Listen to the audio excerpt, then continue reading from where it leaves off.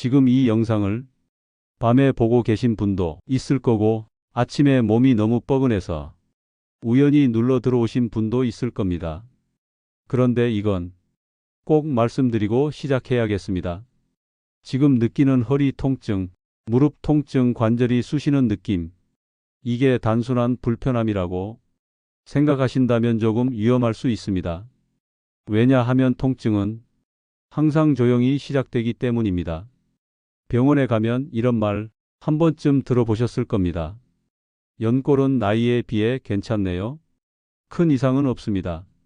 그런데 집에 돌아오는 길에 계단을 내려가는데 무릎이 욱신거리고 밤에 누우면 허리가 더 아프고 다리는 이유 없이 무겁고 쑤십니다.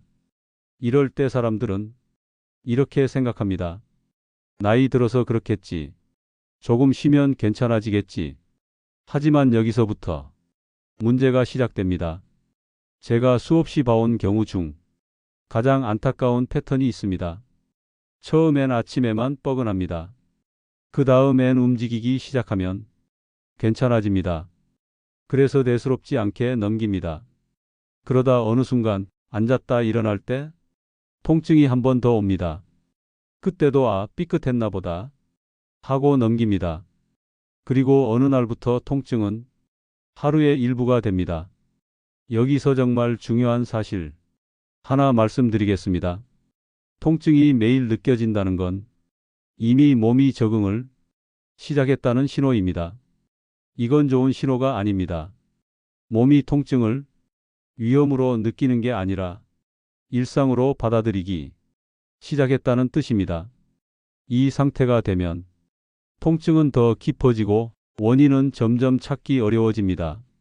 많은 분들이 이 시점에서 아픈 곳을 집중적으로 만집니다. 허리가 아프면 허리를, 무릎이 아프면 무릎을, 관절이 쑤시면 그 부위를 계속 문지릅니다. 그런데 이렇게 해도 왜 좋아지지 않을까요? 왜 잠깐 시원했다가 다시 아플까요? 이 질문이 오늘 영상이 가장 중요한 출발점입니다. 이제 조금 무서운 이야기를 하겠습니다. 통증이 계속되는 이유는 아픈 곳이 문제가 아니라서입니다. 더 정확히 말하면 아픈 곳은 이미 마지막 단계입니다. 문제는 그보다 훨씬 아래 혹은 전혀 다른 곳에서 이미 시작됐습니다. 그런데 대부분의 사람들은 그걸 전혀 눈치채지 못합니다. 실제 사례 하나 말씀드리겠습니다. 60대 초반의 남성분이었습니다. 무릎이 아파서 계단을 내려갈 수가 없다고 했습니다. 병원 검사에서는 수술할 정도는 아니다 라는 말을 들었습니다. 그래서 진통제에 의존하며 몇 년을 버텼습니다. 그런데 이분이 정말 놀랐던 건 무릎을 거의 건드리지 않고도 통증이 달라졌다는 점이었습니다. 어디를 관리했을까요? 무릎이 아닙니다. 또 다른 사례입니다. 허리가 아파서 밤마다 뒤척이던 분이 계셨습니다. 침대가 문제인가 바꿔보고 파스도 바꿔보고 스트레칭도 해봤지만 큰 차이가 없었습니다. 그런데 이분 역시 허리를 거의 만지지 않았습니다. 대신 전혀 다른 세 곳을 조용히 관리했을 뿐입니다. 그 결과 잠에서 깨는 횟수가 확연히 줄었습니다. 이쯤 되면 이런 생각이 드실 겁니다. 도대체 어디를 말하는 거야? 지금부터 그 힌트를 드리겠습니다. 이 세 곳은 공통점이 있습니다. 대부분 사람들이 중요하게 생각하지 않는다. 아픈 곳이 아니다. 하지만 통증의 흐름을 좌우한다. 이 세 가지입니다. 여기서 아주 중요한 개념 하나만 이해하고 가셔야 합니다. 우리 몸의 통증은 점처럼 생기지 않습니다. 항상 길을 따라 움직입니다. 아래에서 위로, 안쪽에서 바깥쪽으로 서서히 퍼집니다. 그래서 허리가 아픈 사람이 몸을 보면 이미 그 아래 어딘가에서 신호가 시작된 경우가 정말 많습니다. 그런데도 왜 대부분의 사람들은 허리만 보고 무릎만 볼까요? 이유는 간단합니다. 아픈 곳만 느껴지기 때문입니다. 통증의 시작점은 대부분 조용합니다. 그래서는 치책이 어렵습니다. 오늘 이 영상에서 제가 드리고 싶은 메시지는 딱 하나입니다. 통증은 참는다고 없어지지 않습니다. 하지만 제대로 된 순서를 알면 몸은 생각보다 빠르게 반응합니다. 이제 그 첫 번째 위치를 정확히 짚어드리겠습니다. 아마 설마 여기 라는 말이 입 밖으로 나올 수도 있습니다. 하지만 이걸 모르고 무릎과 허리만 붙잡고 있다면 통증은 계속 같은 자리에 머물 겁니다. 지금까지의 이야기가 조금이라도 내 얘기 같다 느껴지셨다면 통증이 어디서 시작됐는지 그리고 왜 지금까지 잘못된 곳을 만지고 있었는지 이제부터 하나씩 풀어드리겠습니다. 지금까지 통증은 아픈 곳에서 시작되지 않는다. 그리고 허리나 무릎을 아무리 만져도 시원한 느낌만 잠깐일 뿐 근본적으로 달라지지 않는 이유가 따로 있다는 것. 이제부터는 그 이유를 조금 더 구체적으로 하지만 어렵지 않게 말씀드리겠습니다. 먼저 한 가지 질문부터 드리겠습니다. 왜 통증은 아침보다 저녁에 더 심해질까요? 왜 하루 종일 버티고 나면 밤에 누웠을 때 더 욱신거릴까요? 이건 우연이 아닙니다. 우리 몸은 하루 동안 받은 충격과 긴장을 아래에서부터 차곡차곡 쌓아 올립니다. 그 시작이 어디일까요? 바로 발입니다. 사람은 하루 평균 수천 번 이상 발로 바닥을 딛습니다. 딱딱한 바닥, 울퉁불퉁한 길, 미끄러운 신발, 조금만 틀어진 자세, 이 모든 충격이 가장 먼저 발바닥에 전달됩니다. 그런데 발바닥이 이 충격을 제대로 흡수하지 못하면 그 부담은 그대로 위로 올라갑니다. 여기서 중요한 건 발바닥 전체가 아니라 발바닥 중앙입니다. 이곳은 체중을 버티는 균형의 중심이자 자세 감각과 연결된 지점입니다. 이 발바닥 중앙이 딱딱해지면 몸은 균형을 잃습니다. 균형을 잃은 몸은 어떻게 반응할까요? 무릎을 비틀고 골반을 틀고 허리를 더 긴장시킵니다. 그 결과가 지금 느끼는 무릎 통증, 허리 통증입니다. 즉, 발바닥이 굳어 있으면 위쪽 관절들이 대신 고생을 합니다. 그래서 발바닥을 풀기 시작하면 허리 통증이 먼저 줄어드는 분들이 생각보다 많습니다. 그런데 이 발바닥 문제를 대부분의 사람들은 전혀 인식하지 못합니다. 왜냐하면 발바닥은 아프지 않은 경우가 많기 때문입니다. 아프지 않으니까 문제라고 생각하지 않습니다. 하지만 안 아픈데 굳어 있는 곳, 이게 가장 무섭습니다. 이제 발에서 올라온 긴장이 어디에 가장 먼저 쌓일까요? 바로 무릎 뒤 오금입니다. 무릎 뒤 오금은 혈관과 신경이 한꺼번에 지나가는 아주 좁은 통로입니다.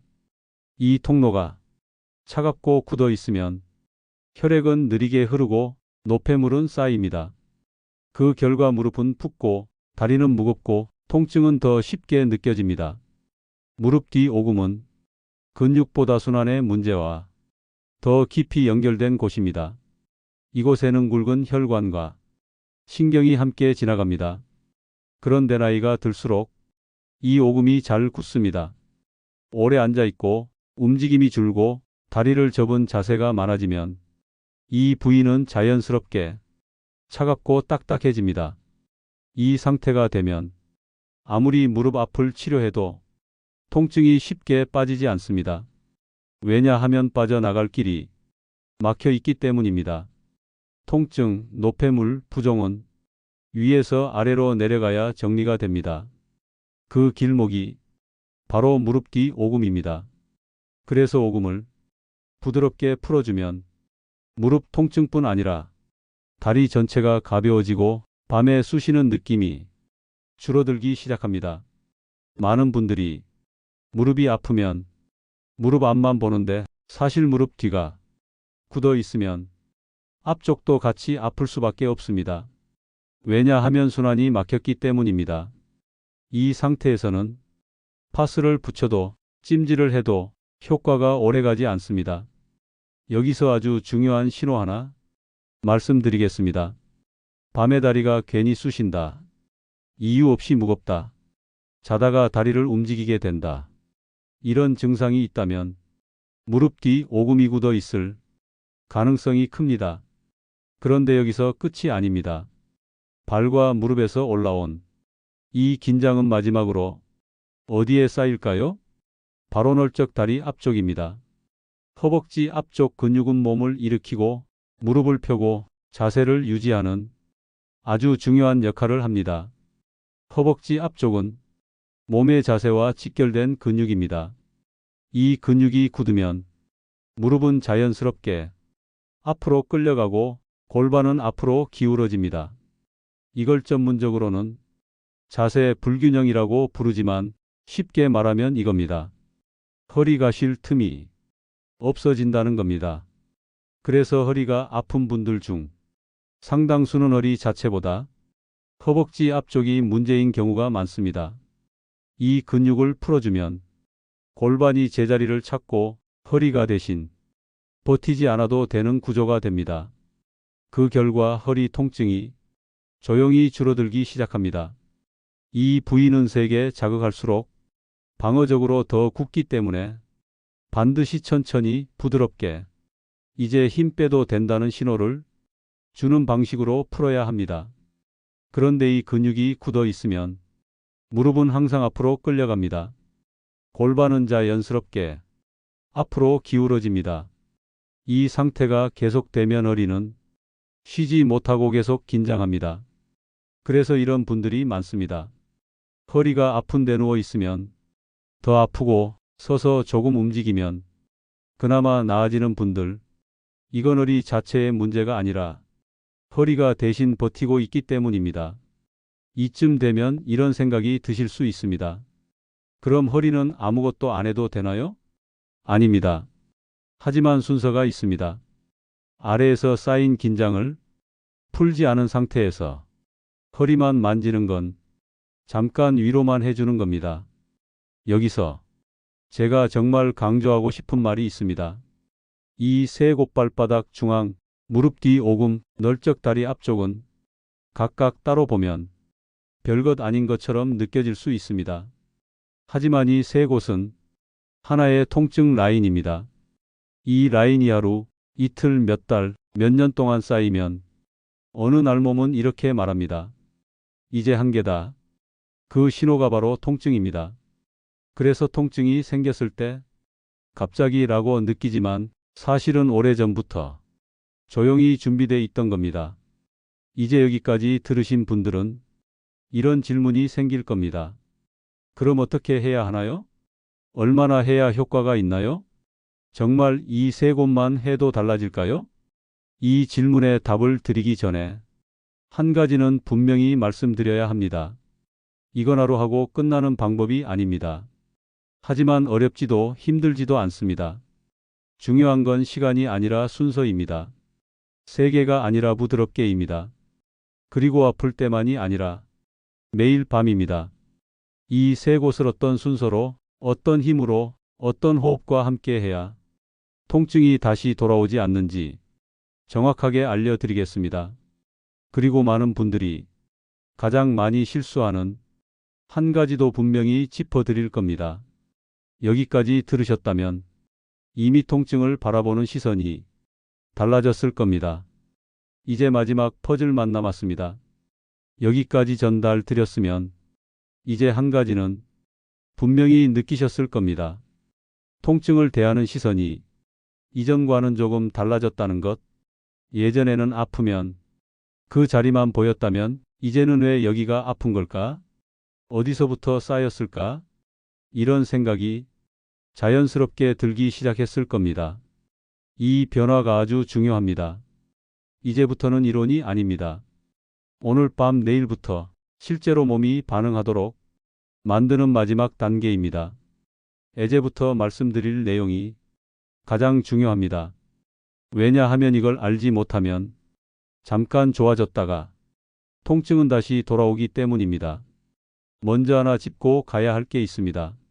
많은 분들이 이런 질문을 합니다. 몇 번 하면 효과가 있나요? 솔직히 말씀드리겠습니다. 이건 몇 번 해서 끝나는 문제가 아닙니다. 하지만 평생 붙잡고 해야 하는 것도 아닙니다. 통증은 습관처럼 쌓였고 습관처럼 풀어야 합니다. 그래서 제가 추천하는 건 밤의 루틴입니다. 하루를 마무리하는 딱 그 시간, 몸이 긴장을 내려놓기 가장 좋은 순간입니다. 이제 정확한 순서를 말씀드리겠습니다. 이미 알고 계신 그 세 곳, 발바닥 중앙 무릎 뒤, 오금 넓적 다리 앞쪽, 이 순서는 절대 바꾸지 마세요. 첫 번째 단계, 발바닥 중앙. 잠자리에 들기 전 양말을 벗고 의자나 침대에 편하게 앉으세요. 한쪽 발을 무릎 위에 올려놓고 발바닥 중앙을 천천히 문지릅니다. 이때 중요한 건 손의 힘이 아닙니다. 호흡입니다. 문지를 때 숨을 천천히 내쉬세요. 몸은 숨을 내쉴 때 긴장을 풀 준비를 합니다. 그래서 숨을 내쉬면서 부드럽게 원을 그리듯 문지르면 발바닥이 조금씩 따뜻해집니다. 그 느낌이면 충분합니다. 2분에서 길어도 3분. 이 단계에서 가끔 이런 분들이 있습니다. 발바닥이 간질간질해요. 정상입니다. 신경이 자극을 인식하기 시작했다는 뜻입니다. 두 번째 단계, 무릎 뒤 오금. 이제 발을 내려놓고 무릎 뒤로 손을 옮깁니다. 양손으로 무릎 뒤를 감싸듯 잡고 절대 꾹 누르지 마세요. 이곳은 혈관과 신경이 지나가는 자리입니다. 세게 자극하면 오히려 불편해질 수 있습니다. 그냥 손에 온기로 덮어준다는 느낌. 천천히 문지르면서 역시 숨을 내쉽니다. 1분에서 2분이면 충분합니다. 이때 무릎 뒤가 따뜻해지는 느낌이 들면 잘하고 계신 겁니다. 이 단계에서 많은 분들이 이런 변화를 느낍니다. 다리가 조금 가벼워진 느낌, 무릎을 굽혔다 펼 때 부드러워진 느낌. 이건 혈액이 조금씩 돌기 시작했다는 신호입니다. 세 번째 단계, 넓적 다리 앞쪽. 이제 마지막입니다. 손을 허벅지 앞쪽에 올려놓습니다. 골반 아래부터 무릎 위까지 위에서 아래로 천천히 쓸어내리듯 문지릅니다. 이때도 아프게 할 필요 없습니다. 근육을 이기려고 하지 마세요. 허락을 구한다는 느낌으로 부드럽게. 이 근육은 하루 종일 여러분의 몸을 버텨줬습니다. 이제 쉬어도 된다고 알려주는 겁니다. 2분에서 3분. 이 세 단계를 모두 해도 10분이 채 걸리지 않습니다. 하지만 이 10분이 하루의 통증을 정리합니다. 여기서 아주 중요한 주의사항 하나 말씀드리겠습니다. 이 루틴을 하면서 절대 하면 안 되는 것이 있습니다. 바로 중간에 아픈 곳을 추가로 만지는 겁니다. 허리가 아프다고 허리를 더 문지르고 무릎이 불편하다고 앞쪽을 더 누르는 행동. 이러면 몸은 다시 헷갈립니다. 지금 풀라는 거야? 아니면 긴장하라는 거야? 그래서 효과가 반감됩니다. 또 하나만이 하는 실수. 어제 했는데 오늘도 아프네? 그래서 그만두는 경우입니다. 이건 아주 자연스러운 반응입니다. 몸은 한 번에 패턴을 바꾸지 않습니다. 대신 이렇게 변합니다. 아침에 조금 덜 뻐근하다. 밤의 통증 때문에 깨는 횟수가 줄어든다. 움직일 때 준비 시간이 짧아진다. 이런 작은 변화가 먼저 옵니다. 그래서 제가 늘 강조하는 게 이겁니다. 통증이 사라지는 걸 기다리지 말고 통증이 덜 신경 쓰이는지 확인하세요. 이 차이가 아주 큽니다. 이제 마지막으로 가장 중요한 이야기를 드리겠습니다. 통증이 완전히 사라진 뒤에도 이 루틴을 계속 해야 할까요? 답은 아닙니다. 통증이 눈에 띄게 줄어들면 매일이 아니라 이틀에 한 번 혹은 몸이 무겁다고 느끼는 날만 해도 충분합니다. 중요한 건 몸이 보내는 신호를 다시 무시하지 않는 겁니다. 여기까지 들으신 분들은 이미 몸을 대하는 태도가 달라졌을 겁니다. 통증을 억지로 참거나 무작정 누르지 않고 지금 어디서부터 쌓였을까? 이렇게 생각하게 됩니다. 이게 바로 재발을 막는 가장 큰 차이입니다. 마지막으로 한 가지 부탁을 드리고 싶습니다. 이 영상을 보면서 부모님 얼굴이 떠올랐다면 혹은 배우자나 가까운 분이 생각났다면 이건 우연이 아닙니다. 통증은 혼자 참을수록 더 오래 갑니다. 이 영상이 누군가의 밤을 조금이라도 편하게 만들 수 있다면 그걸로 충분합니다. 구독이나 좋아요보다 먼저 공유해 주세요. 그게 이 영상이 가장 큰 의미입니다. 오늘 밤 딱 10분 아픈 곳 말고 통증이 지나온 길부터 정리해 보세요. 몸은 생각보다 정직하게 반응합니다. 여기까지 함께 해 주셔서 고맙습니다.